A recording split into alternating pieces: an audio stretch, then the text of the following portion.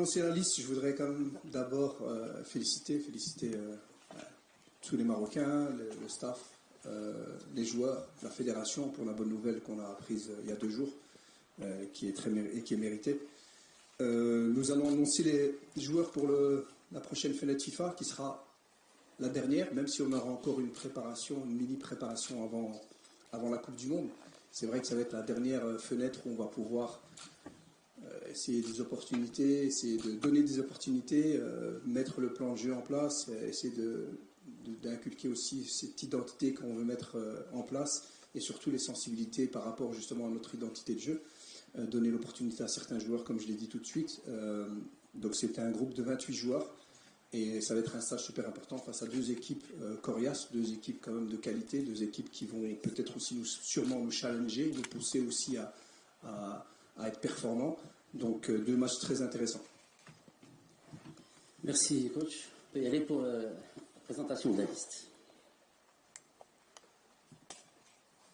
Alors, donc les 2 matchs, le 27 et le 29, le 27 pardon, et le 31 contre l'Équateur et Paraguay. Les gardiens de but, El Mehdi Ben Abid, Yassine Bounou, El Mehdi El Harar. On a décidé de prendre 3 gardiens pour un stage ou une fenêtre FIFA avec des matchs amicaux. Je pars du principe que lorsqu'on est ici à domicile ou qu'on est en match amicaux, le 4e gardien, c'est souvent un jeune joueur qu'on appelle. Donc on aura des jeunes joueurs à disposition s'il le faut en U23 et qui sont méritants aussi. Oui.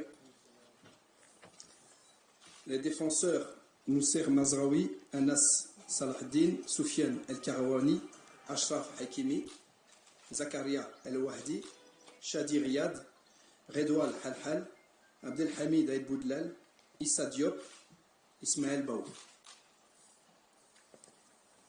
Les milieux de terrain, Oussama Targalin, Naël El Ainaoui, Mohamed Rabi Rimet, Samir El Mourabet, Azdin Ounahi, Bilal El Khanous, Ismaël Saïbari. Et les attaquants, Abdesamad El Zazouli, Shamsuddin Talbi, Amin Adli, Brahim Diaz, Yassine Jessim, Ayoub El Kaabi, Soufiane Rahimi, Mohamed Yassir Zabiri.